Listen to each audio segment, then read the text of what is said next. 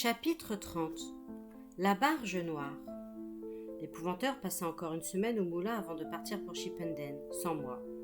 Je n'avais, semble-t-il, pas d'autre choix que de rester pour terminer mes 6 mois d'apprentissage avec Arkwright. Ce fut très dur, car les souffrances physiques s'ajoutaient à mon chagrin. Nos combats au bâton étaient brutaux. Arkwright ne me ménageait pas. En un rien de temps, je fus couvert de bleu. Cependant, je gagnais en habileté, et malgré nos différences de taille et de poids, je finis par rendre coup pour coup à mon maître d'armes. En plusieurs occasions, je me montrais même assez vif pour avoir le dessus. Quand le docteur revint au moulin, ce ne fut pas seulement pour soigner mes blessures. Arkwright avait changé. À présent que les âmes de ses parents avaient trouvé la paix, il se montrait moins coléreux, plus serein. Il ne buvait plus, et son humeur s'améliorait. Je continuais de préférer l'épouvanteur, mais Arkwright se montrait bon pédagogue. Malgré la rudesse de ses manières, j'appris à le respecter. Il nous arriva à plusieurs reprises d'affronter l'obscur ensemble au nord, à l'extrême limite du comté. Les jours passaient, le froid hiver fit peu à peu place au printemps, et il fut enfin temps pour moi de retourner à Chipenden. Griff avait eu 2 petits, qu'Arkwright avait appelés Sang et Os. Le matin de mon départ, ils batifolaient dans le jardin, sous l'œil vigilant de leur mère. « Eh bien, Tom Ward, fit remarquer Arkwright, j'ai pensé un temps que la chienne t'accompagnerait à Chipenden, mais bien qu'elle te soit très attachée, elle l'est davantage encore à ses rejetons.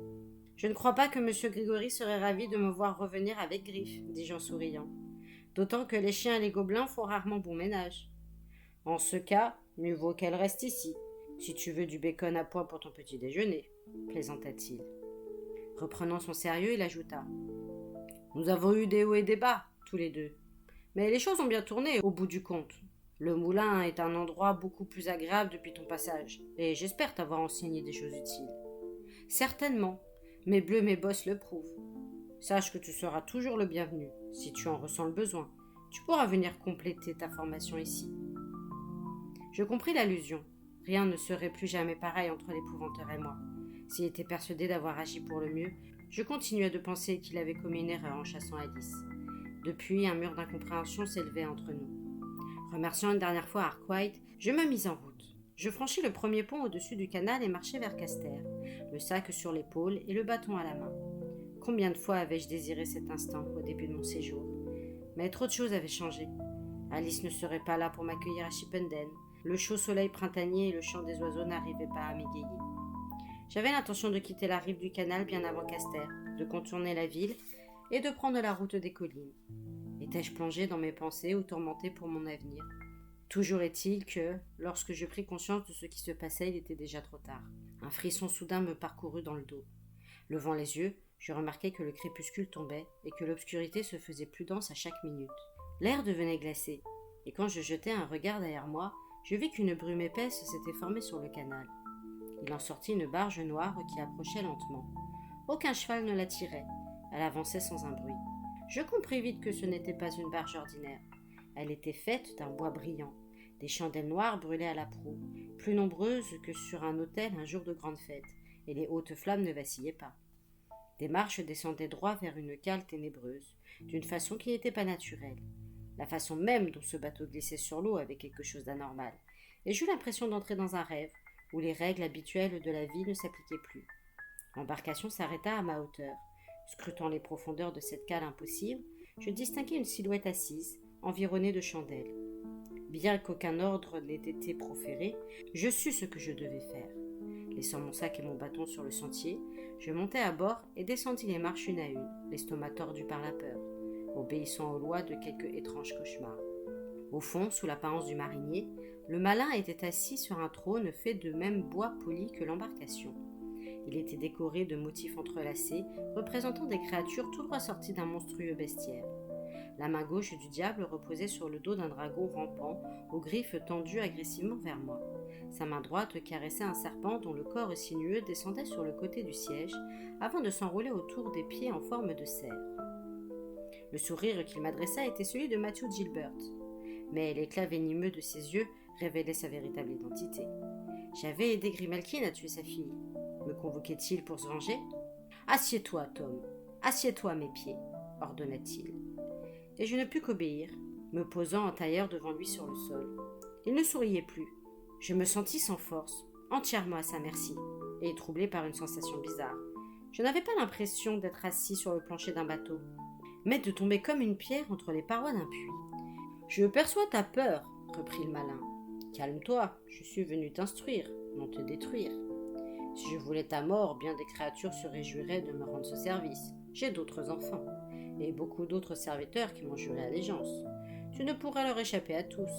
J'ai tenu parole, j'ai laissé la vie sauve à tes compagnons. Je n'y étais pas tenu, puisque tu n'as vaincu ma fille qu'avec l'aide de Grimalkin, la meurtrière. Néanmoins, je t'ai fait ce cadeau, Tom, parce que nous sommes appelés à travailler ensemble, toi et moi, en dépit de ta répugnance. Nous sommes bien plus proches que tu ne penses. Mais pour que tu saches exactement où tu en es, je vais te révéler un secret. Vois-tu, j'ai un enfant dont l'identité n'est connue que par une seule personne au monde.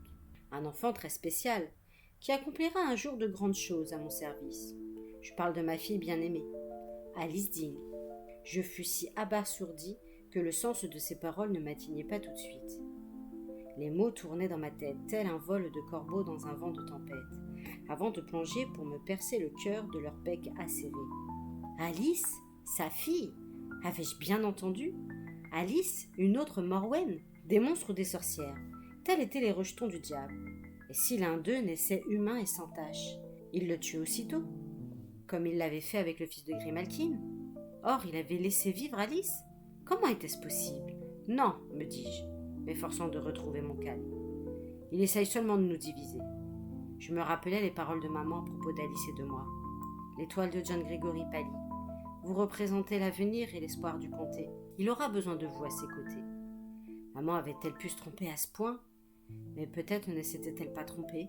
L'un des noms du malin n'était-il pas le père du mensonge? Vous mentez! Criai-je, ma peur refluant d'un coup, laissant place à la colère et l'indignation. Le malin secoua lentement la tête. Les clans de Pendle eux-mêmes l'ignorent. Pourtant, c'est la vérité. La véritable mère d'Alice est enfermée au fond d'un puits, dans le jardin de John Gregory. Je parle de Lizzie l'osseuse. Lorsque son enfant naquit, il fut remis au bon soin d'un couple sans enfant. Lui était un Dean, et elle une Malkin. Mais lorsque Alice, ayant grandi, fut mûre pour apprendre les arts obscurs, il n'était plus d'aucune utilité. La nuit où ils moururent, Lizzie vint reprendre sa fille. Elle aurait continué à l'élever si vous n'étiez pas intervenu, ton maître et toi. Lizzie l'osseuse? La mère d'Alice? Je me rappelais la première fois que j'avais vu Lizzie. J'avais été frappée par leur évident air de famille. Elle avait les mêmes traits, les mêmes cheveux noirs, les mêmes yeux bruns. On devinait que dans sa jeunesse, Lizzie avait été aussi une très jolie fille comme Alice. Mais un pli amer marquait sa bouche, et elle ne vous regardait jamais en face. « Ce n'est pas vrai! Ça ne peut pas être vrai !» Pourtant, ça l'est, Tom. Ton maître a suivi son instinct, et il a eu raison. Il n'a jamais fait confiance à Alice. Cette fois, sans ton intervention et celle d'Arkwright, il l'aurait enfermée dans une fosse auprès de sa mère. Mais je n'entreprends jamais rien sans de prudents calculs. C'est pourquoi j'ai libéré l'âme d'Amelia. William Arkwright m'en a été si reconnaissant. Il a su me le prouver. Il s'est montré merveilleusement éloquent. Alice est libre à présent. Elle a échappé à la surveillance de John Gregory. Elle peut retourner à Pendle, où elle occupera enfin la place qui lui revient. Elle dirigera les clans et les unifiera une fois pour toutes. Je demeurai un long moment silencieux, pris de nausée, avec l'impression de tomber encore et encore dans un trou sans fond. Puis une pensée fulgura dans mon esprit. « Si elle est votre fille, dis-je, pourquoi a-t-elle tant lutté contre l'obscur? Pourquoi a-t-elle combattu les clans de Pendle, risquant sa vie pour les empêcher de vous laisser franchir le portail? » Il m'est facile de te répondre, Tom. Elle l'a fait pour toi. Tu représentes tout ce qui comptait pour elle. Elle est donc devenue ce que tu voulais qu'elle soit, et a mis de côté son entraînement dans l'art de la sorcellerie. Certes, elle ne peut l'écarter indéfiniment, elle a ça dans le sang. Vos familles vous font ce que vous êtes. Elles vous donnent chair, puis elles moulent vos esprits selon leurs croyances. On te l'a déjà dit, n'est-ce pas? Tout est différent pour elle maintenant. Vois-tu, jusqu'au soir où John Gregory l'a renvoyée, Alice ne savait pas vraiment qui elle était. Nous avons tenu son identité secrète jusqu'à ce que le moment soit venu. Cette nuit-là, elle a essayé de contacter Grimalkin pour la remercier de t'avoir sauvée. Elle a utilisé une mardeau à minuit. Mais c'est mon visage qui lui est apparu. Puis je me suis matérialisée près d'elle en l'appelant ma fille. Elle ne l'a pas bien pris, c'est le moins qu'on puisse dire. Terreur, désespoir, puis résignation, tels furent les mouvements qui la traversèrent. J'avais déjà été témoin de ce genre de réaction. Sachant qui elle est, Alice n'espère plus conserver ton amitié. Sa vie à Chippenden n'est plus qu'un souvenir et elle le sait. Elle ne peut plus se tenir à tes côtés, sauf si je décide d'intervenir et de rendre la chose possible. Parfois, les changements se font en spirale, et nous retournons au même point, quoiqu'à un niveau différent. Fixant mon regard sur lui, je rétorquais sans même réfléchir. Au même point, mais à un autre niveau? Pour vous, ça ne peut être que plus bas vers l'obscur. Serait-ce une si mauvaise chose? Je suis le seigneur de ce monde, il m'appartient. Pourquoi ne pas travailler à mes côtés pour le rendre meilleur? Et Alice serait avec nous. Nous serions ensemble tous les trois. Je réussis à me mettre sur pied et me tourner vers les marges. Non, je suis le serviteur de la lumière. D'une voix autoritaire et pleine de colère, il cracha. Reste ici, cette conversation n'est pas terminée. Malgré mes jambes lourdes comme du plomb et cette impression de tomber qui me faisait perdre l'équilibre, je gravis une marche, une autre. Des forces invisibles me tiraient vers le bas, mais je continuais ma lutte pour monter. Quand je pus regarder par-dessus le bord de la barge, la terreur me submergea, car, là où auraient dû se trouver les berges du canal, il n'y avait rien, rien qu'une totale obscurité, rien que le néant.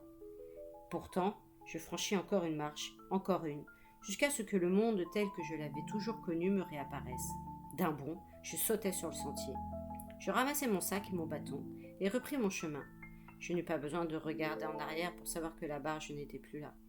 La brume s'était dissipée, et le ciel au-dessus de ma tête étincelait d'étoiles. Je marchais, l'esprit vide, trop secoué pour penser.